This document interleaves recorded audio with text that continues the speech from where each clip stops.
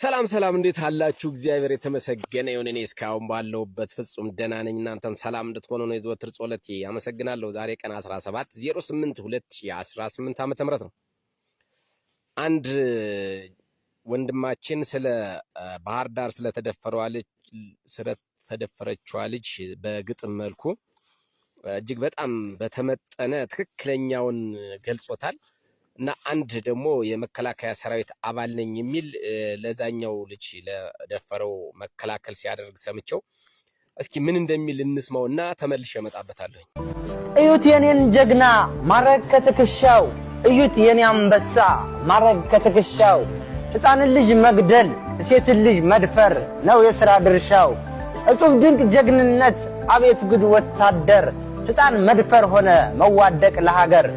እንግዲህ እነዚህ ነው የሚጠብቁ ሀገር ለህዝብ። እኔን አክል ትጠሉናላችሁ። ወታደር ከሁሉ ነገር ተለይቶ ስለወጣ ከእናት አባቱ ከሚስቱ ከዘመድ አዝማዱ ከሁሉ ነገር ተለይቶ ስለወጣ ለሀገሩ ስለሚዋደቅ ለሀገሩ ስለሚቆም እየወጣችሁ ማንኛውቱ እንደፈለጋችሁ ወታደር ላይ የምታወሩ የፈለጋችሁትን ሙድ የምታራምዱ ይሄ ነው ውለታችን። ሲጀመር ደግሞ ይሄ ሰውዬ የክልል ፖሊስ ነው፣ የአማራ ክልል ፖሊስ ነው።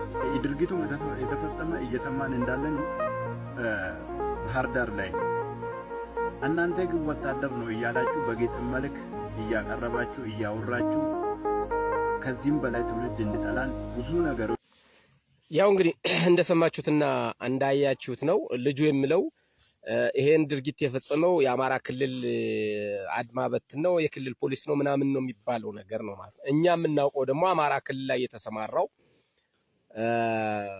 ጥምረት ነው ምናምን የምትሉት እንደ አድማ በትን ሚኒሻ ፖሊስ ካድሬ ሆናችሁ አይደለም እንደ መከላከያ ሆናችሁ አይደለም እንደ የአማራን ህዝብ እያጠፋችሁት ያሉ ጥምር ጦር በላችሁ የምትጠሩት እኮ ነው የአማራን ህዝብ እየረሸንና እየገደለ ሀብት ንብረቱን እያወደመ እየዘረፈ ያለው ማለት ነው። ስለዚህ አንተን ወንድሜ በግል ስብናህ አከብርሃለሁ። በእንደው በጨዋ ደንብ ስላቀረብከው እጅግ በጣም ላንተ አድናቆት አለኝ። በመሰረቱ ግን ስለ ስርዓቱና ስለ ስርዓቱ ጠባቂዎች ስለናንተ እውነት ለመናገር እናንተ የኢትዮጵያን ሰራዊት አትወክሉም።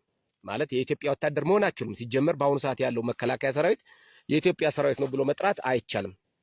የአንድ ፓርቲ ወንበር አስጠባቂና የተወሰኑ ሰዎች እንደፈለገ የሚቀያየሩት ድርጅት ነው እንጂ መከላከያ ሰራዊት ነው መባል አይቻልም።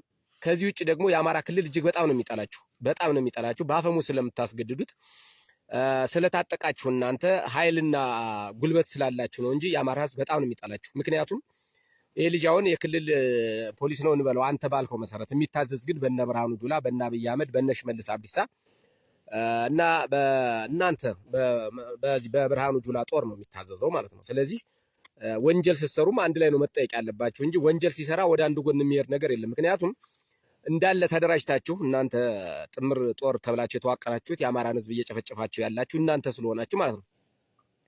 ከዛ ውጭ ደግሞ ወሎ ላስታ ላይ አመራሮች እኮ 2 ሴት ደፍረው ኮረሽነው ቱቦ ውስጥ ጥለው ሄደዋል። ይሄን ማን ይወሰደው?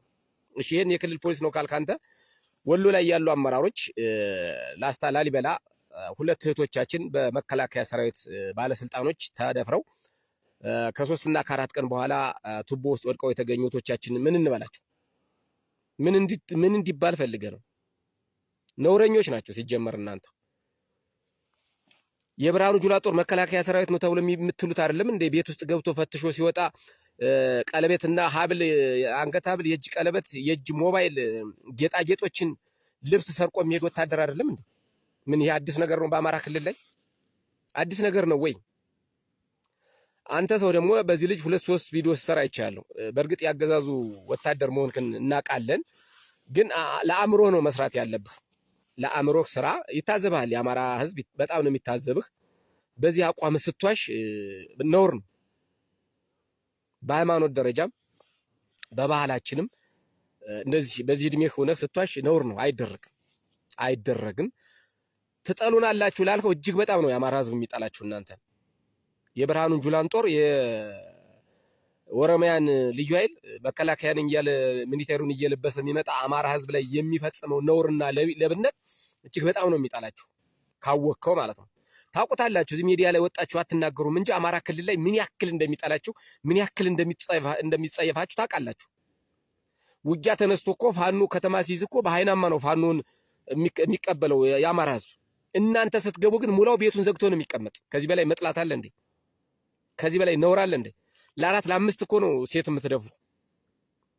እህል እኮ ክብሪት ለኩሳችሁ ቤት የምታቃጥሉ ናችሁ እኮ እናንተ ያልተጠላችሁ። ማን እንዲጠላ ፈልገን?